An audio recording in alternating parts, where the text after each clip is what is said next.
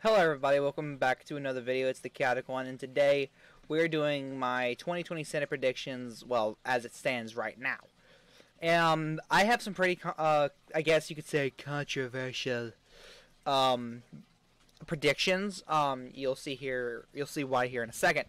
But, we're gonna start with the, I've never been too good with directions.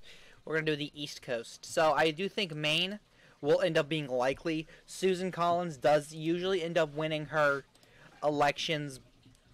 Hold on, ends up winning her elections by over 10 points. But this time around, just because I think she's becoming more and more unfavorable, she's voting for impeachment. Yeah, her and Romney, two confirmed Republicans, guys, voting for impeachment, or I guess removal. It's not impeachment. That's the House. The Senate actually removes the president. So, you know, New Hampshire, there are really no viable Republicans right now that could take the seat unless someone's decided to run that I have no idea about, like Chris Sununu. He could flip a Senate seat. But as of now, I think New Hampshire will be lean. Yeah, lean. Hold on. We're there. Massachusetts, whether it's Ed Markey or Joe Kennedy III, I don't see a Republican beating either one of them. I do see Bill Weld beating Ed Markey. That's just me, though. I think if Bill Weld does well enough, he'll end up being able to flip a Senate seat against Ed Markey, but just not against Joe Kennedy III. Joe Kennedy III is way too popular in the state. He's way too popular nationwide. So I really don't see him even losing the primary. Rhode Island, Jack Reed is not going to lose re-election. Cory Booker, you know, he's dropped favorability since running for president, but since he dropped out, I do see him winning, and by like 12 or 13 points. Delaware, Chris Coons, very popular. Again, I think Chris Coons was the one that replaced Joe Biden as the Delaware senator, but people will correct me. West Virginia, that's going to go tilt blue. Richard Ojeda, this guy is just becoming more and more popular as it goes, and since he's not running for an entire country, if he just sticks, I think he could have beaten Jim Justice, but he's running for Senate. I think he's in it for the challenge, because I think he would have easily beaten Jim Justice. He probably would have won it by likely margins. Let's be honest, guys. But yeah, I do think if Richard Ojeda gets that. Hold on, I'm gonna make a little Google search here. Hold on, guys. Making a little Google search. I don't remember who the if you can get Joe Manchin's he's a Democrat, right? I'm not going crazy. West Virginia has a Democratic senator, right? Hold on. Yeah, Joe Manchin. If he can get Joe Manchin's endorsement, that'll definitely help. What the hell? West Virginia, you and your Democrats. But yeah, if he can get Joe Manchin's If he can get his endorsement, I think Richard Ojeda could win this whole thing. I'm just saying. Yeah. Virginia, I see likely. Mark Warner, not popular, especially in a state where Republicans are being fired up just because they're trying to, take their guns. They're trying to take away that Second Amendment from them, and that's, firing up the vote. But I still don't see a Mark Warner losing, especially. There was a Republican who had a chance, but I think he done dropped out. North Carolina, originally I thought, before I went to work today, I was like, okay, I'm gonna make this video. I was gonna give it to Tom Tillis, but then I seen a ad for Cal Cunningham, and then something hit me. I didn't see any Hillary Clinton ads. Donald Trump won. I didn't see any Pat McCrory ads. Roy Cooper won. I have not seen any Tom Tillis ads. If this trend continues, I think North Carolina could flip. I don't want this. I don't want this reality. But still, I don't want this reality of Tom Tillis losing to Joe Cunningham or Erica Smith. But still, and there's this new guy I think running, Dan Proctor, something like that. Anyway, South Carolina, I see. It'll be a rounded up 10-point win. It'll either be 10-point evenly or 9.9 or 9.8 win for Lindsey Graham. He's not going to lose. David Perdue is going to win his seat by likely margins. It's the other, like, the guy who's popular in Georgia. He's not going to lose. Now, it's Kelly Loeffler. I hope I'm pronouncing that name right. Democrats are going to be taking that seat. I think they could flip the seat with Stacey Abrams, but she's already confirmed not running. She's most likely going to be Joe Biden's running mate, so why would she go for a Senate seat? I would see this one being lean because that's the seat people are going to be looking towards the most. That's probably going to be this year's Texas Senate seat. You know, the most watched Senate race to look towards. Alabama, I am the only person alive that thinks Doug Jones is going to win re-election. I'm the only person alive. And here's my reasoning for this. 2018 was a blue wave year. Yes. Roy Moore was not a popular candidate. Yes.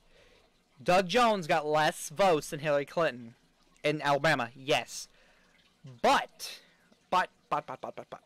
The problem Red Eagle and LTE have is they rely too much on the 2018 midterms. One's like, you can base this off, and the other's like, you can't. It's a mixture of both. You can and you can't. You have to look at it as turnout is down during off-year elections. Always. If it's not the president election, turnout's down.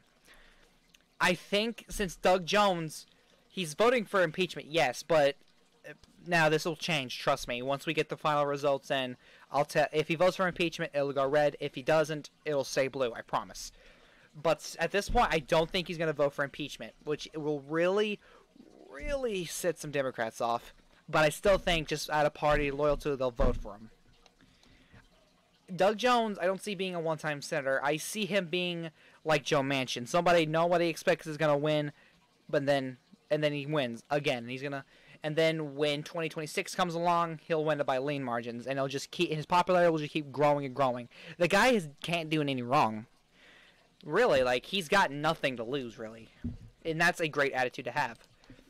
Mississippi, Cindy Hyde-Smith, not popular, but will still win the state by likely margins. I don't remember the name of, I think it was something Edge, Ernst, something like that. No, that's Iowa. It's something, you guys will tell me, he's a black gentleman. And he could provide a threat towards Cindy Hyde-Smith, but I don't see it. Now, a lot of people are going to disagree with me on who I think will end up winning the Senate seat in Tennessee. I think it's going to be Manny Sethi, is a doctor in Tennessee. I see him winning it because it brings diversity. I think he will run on the diversity. Tennessee, he'll be like, we need to prove that the Republican Party is not that white supremacist. He could run on that, which could inspire voters. White voters would be like, yeah, this guy's smart.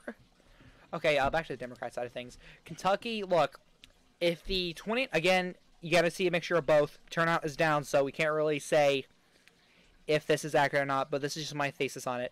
Matt Bevin was unpopular. He had pretty much the same approval rating as Mitch McConnell as a governor of the Senate, all that stuff.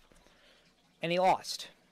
I really think Kentucky is sick and tired of having these low-approval politicians, running for them. I honestly think they're going to kick McConnell out. It'll be super razor-thin. We already have 4 razor-thin margins for freaking Democrats. Are you serious? They flipped Kentucky, West Virginia, and North Carolina. Are you shitting me? So, people are looking at the wrong seats. They're looking at the wrong seats. They're like, Texas, Colorado. No, it's West Virginia and Kentucky you need to look at. Damn it. Illinois, Dick Durbin, not going to lose. Gary Peters, I'm just kidding. I do think, I think impeachment has bitten Gary Peters. It bit him in the rear end, and he hasn't even voted yet. I think John James is going to win by lean margins. He's an Army veteran. The guy knows what he's talking about. He's going to be the first Michigan senator there since, I think, 2000. Again, just like Doug Jones, he's got nothing to lose. He can't have no wrong. Minnesota, I see being likely for Tina Smith. There's really nobody that, I think it was Glendale. Mike Liddell. Mike Liddell, that's the guy I'm thinking of. He was running. I think he teased the idea of running against either Ilhan Ijan, something like that. He was running against either Almar or Smith, and I think he turned down both. But still, Iowa's safe. I'm just kidding. I'm kidding. I think Iowa will end up being likely for Joni Ernst. She's popular. Like, for fuck's sake, have you looked at Grassley and Ernst's approval rating? They're very favorable. Like, there's no really Democrat that could take the seat. All of a sudden, Marianne Williamson runs. I highly doubt it, though. Arkansas, Louisiana, safe. Like, Bill Cassidy, Tom Cotton, like, they're in a very deep red state, and there is literally nobody. I can see John Bell Edwards running against Bill Cassidy, which I could see it flip then, but that's only then. South Dakota, safe. Mike Rounds, you can't. Ben Sauce. Kansas, I see being likely. Chris Kobach is going to win the nomination. Chris Kobach is a very controversial figure. We might have our first Senate impeachment. I think can the Senate members be impeached? I'm sure they can. I'm sure they can. They have to be. But I don't see, like... I'm kidding, by the way. I don't think Chris Kobach would be impeached. But, still, Oklahoma, Jim Inhofe, popular, safe. John Cornyn, since Beto's not running, Cornyn's got nothing to worry about. He's got nothing. He only has to worry about changing demographics, really. And, like, only time will tell if this will go bite Republicans in the ass or not. Again, John Cornyn, not really well known, unlike Ted Cruz, who got third in the Republican primary behind John Kasich. Not votes out. Don't worry about why I think he got third. But still. Montana, I see being likely. It would be safe, but again, Ted Daines. It's either Ted or Steve, I'm sorry. I think this seat would flip if Steve Bullock would run, but again, Bullock or O'Rourke don't want to run. And whoever the Democrat nominee is, they're going to try their best to flip the seat, but they're not going to. Idaho, Wyoming, Cynthia Loomis is going to keep the set. Is going to be, I think, the first female senator from Wyoming. I think. Correct me if I'm wrong. Colorado, John Hickenlooper is currently under investigation, but I still see him winning by lean margins. Still, Ben Ray Lujan will win this, win his seat by, a safe margin. Because he's just that popular of a congressman. The guy knows what he's talking about. The guy's a smart man. He is. And that reporter that I can't remember the name of for the life of me won't be a challenge to him. He will not. Mark Kelly, it's going to be close between him and McSally. McSally lost to Sinema, if we can remember this. I think it was McSally. She lost to Sinema, and she's going to lose to Kelly because the state's trending blue. Just pay attention. Like, it trended for Clinton, it trended in the midterms for Sinema, and Mark Kelly, he might not appeal to the Mormon base, but he's still going to get good enough of that urban vote in. What was his name? Don't know, don't care. He's going to win by a safe margin. The Oregon senator. Let's figure that out. I can't remember his name for the life of me. We're about to figure it out, though. Jeff Merkley. Yep, Jeff Merkley. He's going to win. Alaska. Dan Sullivan isn't going to lose. He's not going to lose. Okay, so this is just... Honestly, guys, North Carolina is the only real pure toss-up here. To me, anyway. The only real pure toss-up. Which, if the Republicans can win it, that would make it, 50-50. And Mike Pence would have to, split that vote. Which would still give it to the Republicans. But in this scenario, Democrats have won. I'm going to get a lot of hate for this because I'm giving McGrath, Kentucky. I'm giving Ojeda, West Virginia. That's a mouthful. I'm giving Cunningham/Smith, North Carolina. I think Cunningham would beat Tillis. I don't think Smith would beat Tillis. I think Tillis would beat, I'm giving Doug Jones, Alabama. And then I'm going to be praised for giving John James, Michigan, the only state that I think will flip to Republicans.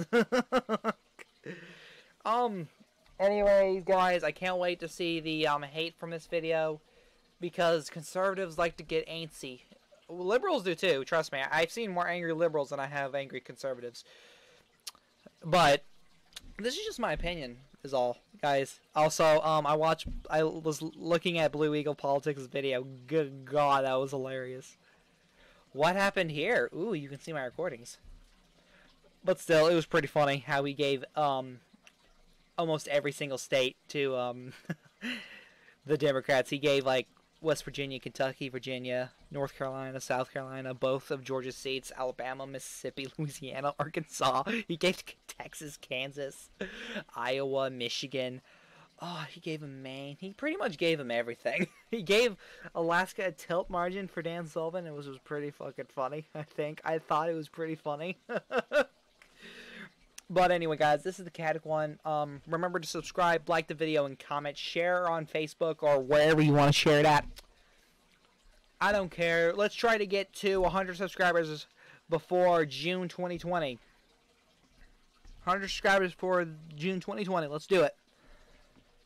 That's my goal, 100 subscribers. I really hope y'all enjoy this video because this political channel is doing better than I thought it was. Anyway, guys, enough of me rambling. This is Caddick One saying peace.